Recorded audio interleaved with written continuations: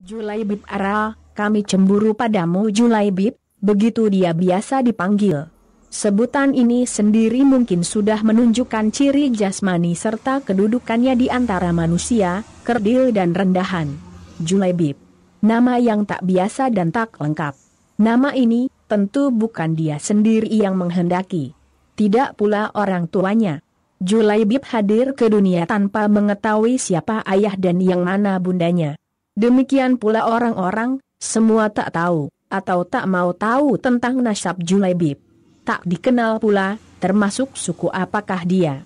Celakanya, bagi masyarakat Yatsrib, tak bernasab dan tak bersuku adalah cacat kemasyarakatan yang tak terampunkan.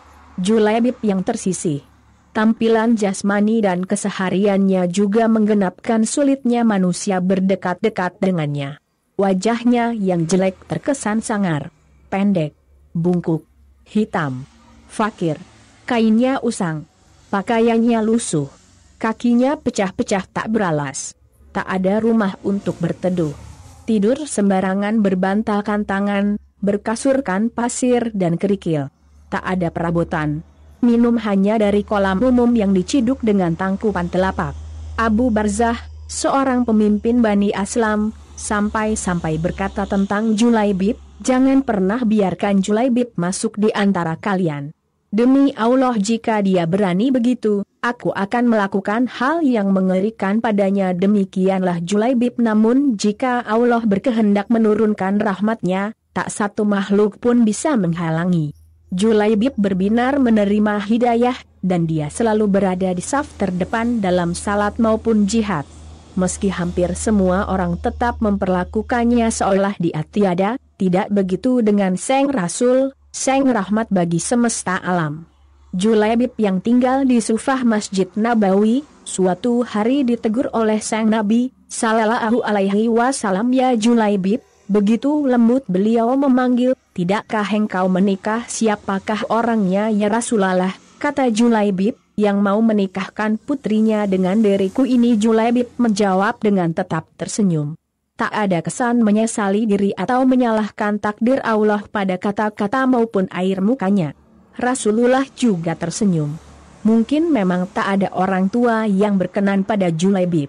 Tapi hari berikutnya, ketika bertemu dengan Julaibib, Rasulullah menanyakan hal yang sama, wahai Julaibib, tidakkah engkau menikah? Dan Julaibib menjawab dengan jawaban yang sama.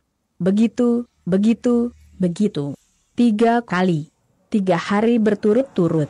Dan di hari ketiga itulah, Sang Nabi menggamit lengan Julaibib kemudian membawanya ke salah satu rumah seorang pemimpin Ansar. Aku ingin, kata Rasulullah pada si punya rumah, menikahkan putri kalian. Betapa indahnya dan betapa berkahnya. Begitu si wali menjawab berseri-seri, mengira bahwa Sang Nabi lah calon menantunya. Ya Rasulullah, ini sungguh akan menjadi cahaya yang menyingkirkan temaram dari rumah kami, tetapi bukan untukku, kata Rasulullah. Kupinang putri kalian untuk Julaibib. Julaibib nyaris terpekik ayah sang gadis. Ya, untuk Julaibib, ya Rasulullah, terdengar helaan nafas berat. Saya harus meminta pertimbangan istri saya tentang hal ini. Dengan Julaibib, istrinya berseru, bagaimana bisa? Julaibib yang berwajah lecak, tak bernasab, tak berkabilah, tak berpangkat, dan tak berharta? Demi Allah tidak. Tidak akan pernah putri kita menikah dengan Julaibib. Padahal kita telah menolak berbagai lamaran. Perdebatan itu tak berlangsung lama. Sang putri dari balik tirai berkata anggun, siapakah yang meminta sang ayah dan sang ibu menjelaskan apakah kalian hendak menolak permintaan Rasulullah? Demi Allah, kirim aku padanya. Dan demi Allah, karena Rasulullah lah yang meminta, maka tiada akan dia membawa kehancuran dan kerugian bagiku. Sang gadis salihah lalu membaca ayat ini, dan tidaklah patut bagi lelaki beriman dan perempuan beriman, apabila Allah dan Rasul-Nya telah menetapkan suatu ketetapan, akan ada bagi mereka pilihan lain tentang urusan mereka. Dan barang siapa mendurhakai Allah dan Rasul-Nya, maka sungguhlah dia telah sesat, sesatik nyata-nyata. Qs Al-Ahzab 33. 36, dan Sang Nabi dengan tertunduk berdoa untuk sang gadis salihah, Allahumma subha alaihima khairan saban. Wala tajalai syahuma kadan kada. Ya Allah, limpahkanlah kebaikan atas mereka, dalam kelimpahan yang penuh berkah. Janganlah kau jadikan hidupnya payah dan bermasalah. Doa yang indah.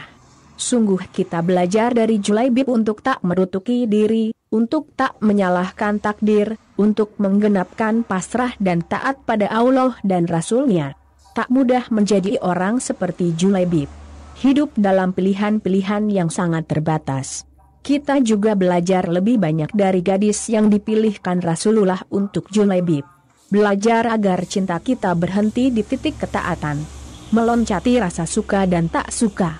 Karena kita tahu, mentaati Allah dalam hal yang tak kita suka adalah peluang bagi gelimang pahala. Karena kita tahu, seringkali ketidaksukaan kita hanyalah terjemah kecil ketidaktahuan. Ia adalah bagian dari kebodohan kita. Istri Julaibib mensujudkan cintanya di mihrab taat. Ketika taat, dia tak merisaukan kemampuannya. Memang pasti, ada batas-batas manusiawi yang terlalu tinggi untuk kita lampaui. Tapi jika kita telah taat kepada Allah, jangan khawatirkan itu lagi. Ia Maha tahu batas-batas kemampuan diri kita. Ia takkan membebani kita melebihinya. Istri Julaibib telah taat kepada Allah dan Rasul-Nya. Allah Maha tahu. Dan Rasulullah telah berdoa. Mari kita ngiangkan kembali doa itu di telinga ya Allah. Lirih sang Nabi, limpahkanlah kebaikan atas mereka, dalam kelimpahan yang penuh barakah. Janganlah kau jadikan hidupnya payah dan bermasalah, alangkah agungnya. Urusan kita sebagai hamba memang taat kepada Allah. Lain tidak, jika kita bertakwa padanya, Allah akan bukakan jalan keluar dari masalah-masalah yang di luar kuasa kita. Urusan kita adalah taat kepada Allah. Lain tidak. Maka sang gadis menyanggupi pernikahan yang nyaris tak pernah diimpikan gadis manapun itu. Juga tak pernah terbayang dalam angannya. Karena ia taat pada Allah dan Rasul-Nya. Tetapi bagaimanapun ada keterbatasan daya dan upaya pada dirinya. Ada tekanan-tekanan yang terlalu berat bagi seorang wanita. Dan agungnya, meski ketika taat ia tak mempertimbangkan kemampuannya, ia yakin Allah akan bukakan jalan keluar jika ia menabrak dinding karang kesulitan. Ia taat. Ia bertindak tanpa gubris. Ia yakin bahwa pintu kebaikan akan selalu terbuka bagi sesiapa yang mentaatinya. Maka benarlah doa sang Nabi. Maka Allah karuniakan jalan keluar yang indah bagi semuanya. Maka kebersamaan di dunia itu tak ditakdirkan terlalu lama. Meski di dunia sang istri salihah dan bertakwa, tapi bidadari telah terlampau lama merindukannya. Julaibib lebih dihajatkan langit meski tercibir di bumi. Ia lebih pantas menghuni surga daripada dunia yang bersikap tak terlalu bersahabat kepadanya. Adapun istrinya, kata Anas ibn Malik, tak satupun wanita Madinah yang sedekahnya melampaui dia, hingga kelak para lelaki utama meminangnya. Saat Julaibib syahid, sang Nabi begitu kehilangan. Tapi beliau akan mengajarkan sesuatu kepada para sahabatnya. Maka sang Nabi bertanya di akhir pertempuran, apakah kalian kehilangan seseorang? Tidak ya Rasulullah, serempak sekali. Sepertinya Julaibib memang tak beda ada dan tiadanya di kalangan mereka. Apakah kalian kehilangan seseorang? Beliau sallallahu alaihi wasallam bertanya lagi. Kali ini wajahnya merah bersemu. Tidak ya Rasulullah, kali ini sebagian menjawab dengan was-was dan tak seyakin tadi. Beberapa menengok ke kanan dan ke kiri. Rasulullah menghela nafasnya. Tetapi aku kehilangan Julaibib, kata beliau. Para sahabat tersadar. Carilah Julaibib, maka ditemukanlah dia, Julaibib yang mulia. Terbunuh dengan luka-luka, semua dari arah muka. Di seputaran menjelempah 7 jasad musuh yang telah dia bunuh. Sang Rasul, dengan tangannya sendiri mengafani sang syahid. Beliau sallallahu alaihi wasallam mensalatkannya secara pribadi. Ketika kuburnya digali, Rasulullah duduk dan memangku jasad Julaibib, mengalasinya dengan kedua lengan beliau yang mulia.